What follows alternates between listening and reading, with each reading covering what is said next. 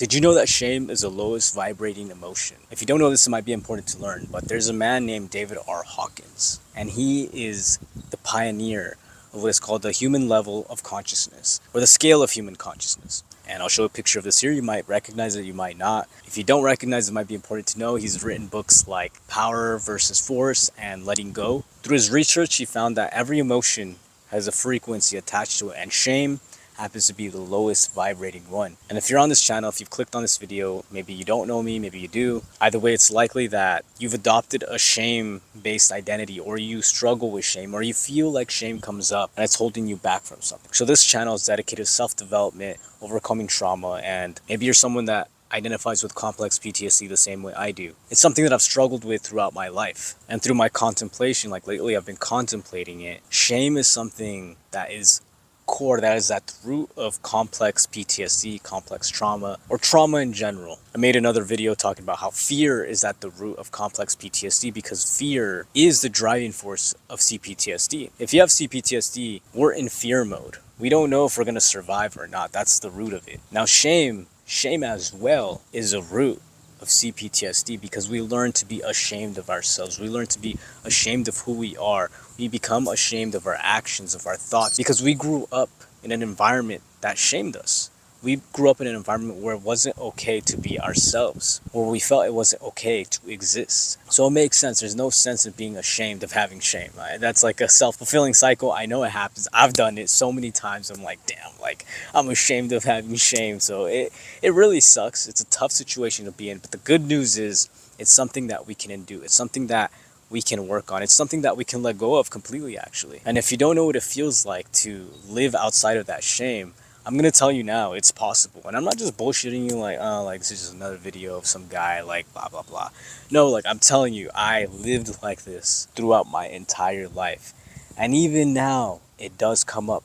But that's the power in it. It does come up. But it comes up and I'm able to let it go. I'm able to let it pass through me. And there's real medicine in that. I'm gonna tell you a story. So it's a nice, beautiful spring day. I'm at a park, not this park. There's way more trees, way more conifers, and it's like a forest park. I have my heavy backpack on, and I'm trekking through this park. I'm rushing. I have my knife sheathed on my belt and my chest. I could feel it tightening. My chest is tight. My stomach is starting to knot itself. I'm hurrying, and I'm so nervous. I notice my thoughts are negative, critical. I'm going into a dark place, and my body wants to run away. I don't want to be here. I don't want to do what I'm about to do. I just want to leave. I want to escape this situation. It's uncomfortable and I don't like this. I don't like what I'm going to do. I'm scared. I'm afraid. I'm anxious. But I'm aware and I'm noticing all of this. And I'm thinking, I could just leave right now and not deal with this. But I'm a man on a mission. I continue. Even though I feel sick. And I'm finally approaching my destination, and there's a park bench and there's an older man. This man knows more than most people do, and this man is dangerous. He's world famous. He has long white hair. He has a rugged face. He has a safari hat on. You know he's been through some shit. And there are people surrounding him, and they finally catch me walking to them, and they're staring at me, and he looks up at me. I'm interrupting, and he asks me, "Are you Nathan?" And I say yes. Again, I feel sick to my stomach. I can't believe I'm going to do what I'm about to do. And I tell him, and I tell everyone, I make sure I make eye contact with all of them. Thank you for being patient with me. I guess I also have to take a land navigation course. And everybody looks tense. He cracks a smile. And everyone starts laughing. And I start laughing, and I smile. And I mean it. I can't believe I just did that. I just cracked a joke and I just thanked my peers. This situation happened last weekend. I was taking a survivalist course, my first ever survivalist course with a really well-known survival man. And ironically, I got lost. It's a really big park. It's not just your normal like jungle gym type of park. It's like acreage of park with woods and stuff. And I got lost. Funnily enough, I got lost and I was 15 minutes late. And normally, like, let's say 2 years ago, and even before that, obviously, 2 years, I would say, I would have most likely, no, I would have not gone. I would have gone back home. I would have driven back because I didn't want to deal with the consequences. I would have been too scared. I would have been too afraid of consequences that weren't really that serious. But because of CPTSD, because of that shame, because of what we feel, what's conditioned in our bodies and in our minds, we magnify the consequences. And this is so common. I know people, and maybe you're relating to this now. You're like, yes, yes, like this is exactly what I go through. It fucking sucks and nobody gets it. Well, I get it because, I've done shit like that. I've ran away from situations that later on I was like, that could have been okay. But in the moment of a complex trauma trigger, you feel like you're gonna die. You feel like something bad is going to happen. And maybe something bad is going to happen, but it's not as bad as our bodies feel, as our mind is telling us it's going to be. But if you were a kid that was beat, that was abused, that went through horrible things, your body doesn't recognize the difference all these years later. It's embedded.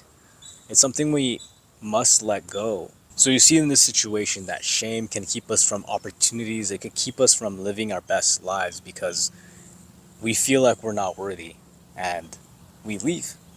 We don't deal with the consequences. We'd rather not. And we feel like we're not enough. We feel like because we're late, suddenly something really bad is going to happen and it's just not worth it anymore. So it's important for us to calibrate that and to let go of that shame. And I'm going to dissect the story I just told you because there are certain things I did there that you can use, techniques you can use yourself to help navigate that, to mitigate the shame. So there's three things, and the first thing is the awareness. If you notice in the beginning of my story, I'm saying how I'm feeling, both in my mind, in my body. I'm telling you my chest is tight, my stomach is in knots, my mind is having all these negative thoughts. I feel afraid, I feel ashamed. So that comes from awareness. A lot of the time we're so in our bodies, we're so in our fight or flight that we're not really aware. We're just so stuck in that loop, we're not really observing what's happening. It's important to separate ourselves from that. Like, those feelings, those thoughts are not us. They're simply reactions to some stimulus, but they're not us. We can have power over those thoughts, over those feelings. We don't have to let that rule us.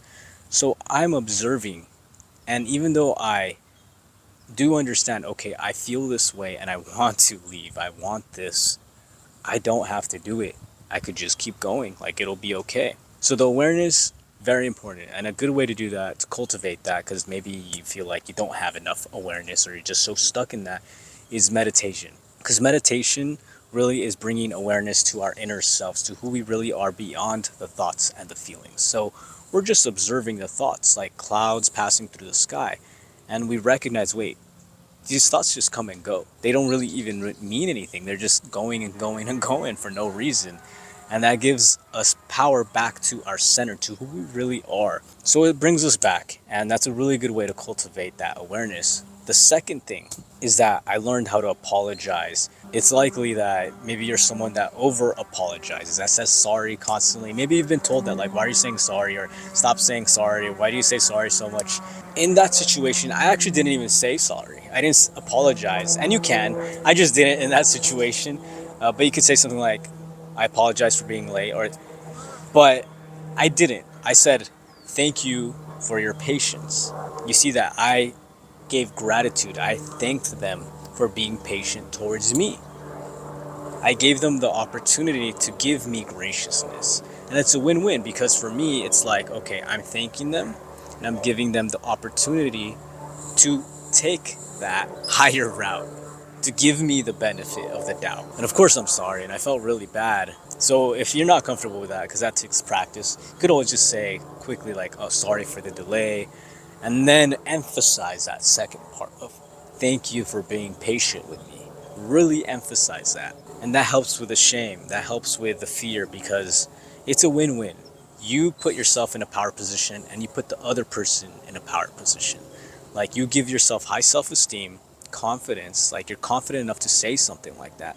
And on the other hand, you give them the opportunity to be a good person, to be like, okay, yeah, like they're thanking me. I will be like patient towards this person. You know, who knows? Life happens. People are late sometimes. That's a really good tactic. Start practicing it.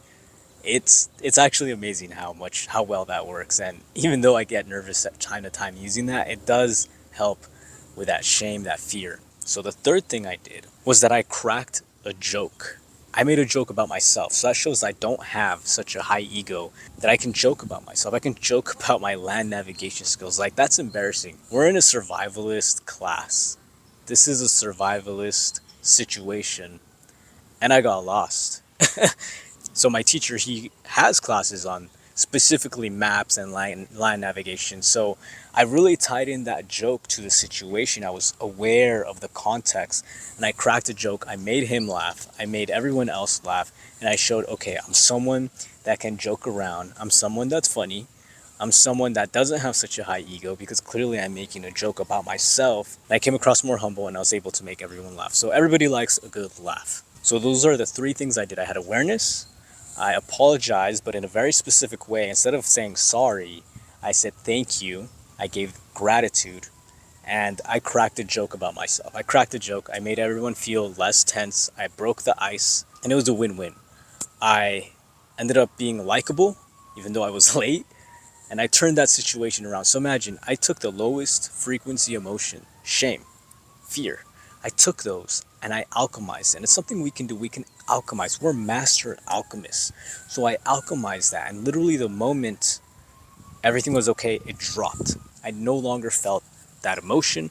I no longer felt heaviness. I no longer felt anxiety. And I was in the moment, and I was in the now. I was so present, and I enjoyed my time so damn much. And everybody ended up having so much fun. And it was okay. Nothing happened.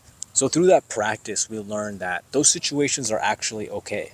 We're going to be okay. Nothing is going to happen to us. We're not going to get hit. We're not going to get abused. It's okay. But it's very important, like those tactics I just showed you, to learn social navigation skills, because it helps mitigate that shame. It helps mitigate the consequences. We can't really control how other people are going to respond, but we can control how we respond. We can control how we frame the situation. And I framed it in a very specific way. It was intentional. And so these are certain techniques you can use yourself. And I think it's so important for anybody that has these shame-based identities to learn, because you learn like, hey, I am worthy of being here. I am worthy of being shown grace. I am worthy of being in this situation, even though maybe I messed up, or, I did something wrong. It's okay. People make mistakes. When you give yourself that permission to be wrong or to make mistakes, other people will see it as being okay too. And let's say even if they don't, stay in that position of power of being like, you know what? It's okay to make mistakes. It's okay if I make a mistake. You can disagree, but I'm not going to change from that. It really starts to develop your confidence and your self-esteem and who you are as a person, your identity. Your core identity becomes someone who has high self-esteem, who cares and loves you. And when you care and love you, people can sense that. It's all vibration, right? So you go from here to up here. So remember, in these situations of shame, give yourself self-compassion. Give yourself self-forgiveness. Give yourself that love. Your inner child needs that forgiveness. Maybe in the past you weren't given that, but now you have the control to do that yourself. I'm able to do that to myself now. And with that practice, you start to chip away at that shame. And even if it does come up, you can navigate it. You learn how to navigate it. And then it just becomes something that doesn't really happen. And if it does, you're okay with it. You're fine. You're surviving. You're not surviving, you're thriving. You are thriving, and you're not losing those opportunities. You're giving yourself what you feel you deserve. The more we give ourselves that self-compassion, that self-love, that self-forgiveness, the more loving we become, even towards others. The more compassionate, the more present we become. Overall, our presence, our state of being becomes better. And I'm going to segue this to shame-based tactics and why they don't really work. Because of this, unless the person being shamed is alchemizing it in a way where they're taking that shame and actively alchemizing it to something else. And some people are really good at that. It's actually a great skill to have. Overall, it's not going to work. More shame breeds more shame. And I mean, we see that all the time. We try to shame someone, or we're shaming something. Sometimes, it's a good hard knock. Maybe it's not even shame, it's challenge. And challenge is important for the masculine energy, But there's a difference between shame and challenge. Shame comes from a sense of like not being enough, like you're never going to amount to anything. That's shame. While challenge comes from a place of, I know you can do better, so I challenge you to do better. You see the difference there? So for me in my videos, if I ever am more abrasive, and I can be a pretty abrasive person, like you might see me as more gentle and loving, and I have that side, but there's also the side that the sword must be unleashed, that masculine drive, that challenge needs to come out, because sometimes we do need to give ourselves that challenge, but that challenge comes from self-love. It comes from a place of power and love, while shame comes from a place of like, you're not enough and you're never going to change, you're never going to be enough. So you see the difference there. So I segue into this because in our society there's a lot of shame-based tactics, and because I'm a man, because I want to speak about the masculine in this channel, I want to say in the past few decades there has been a lot of shaming tactics to both men and women, but let's say masculinity, and it comes from all sides, really. It comes from everybody, and it's just not going to work unless you're alchemizing that. It's not going to work, and it's just going to breed more shame. And shame, as we've seen, is the lowest vibrating emotion. Think of what shame feels like. It doesn't feel good. It's not something that makes you want to do better. It makes you want to do better because it sucks being in that. But it's so much harder than just uplifting people, challenging them that they can do better if that's what they need. They need a good kick in the arse maybe, but like it comes from a place of love. There's a difference there. So I want to say that like as a society, whether it's men or women, masculine, feminine, whatever area we're focusing on, it's a good idea to move away from that shame and instead work on challenging, uplifting, loving, giving it nurture. Because think about it, imagine that, like imagine everybody just working on that a little bit. And I know it's hard because I catch myself doing that as well. Sometimes I catch myself doing it to someone else and I'm like, shit man, like that's not really cool. The reason I'm shaming this person is because really I'm ashamed of something within myself, most likely, like I'm projecting that.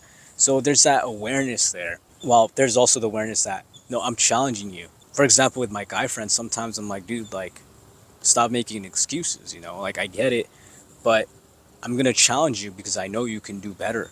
And not because I think you're a piece of shit, but because I've seen you do better, because I know you can do better. And that's a blessing you could give to someone. That's a blessing. But of course, it's context specific. So read the room.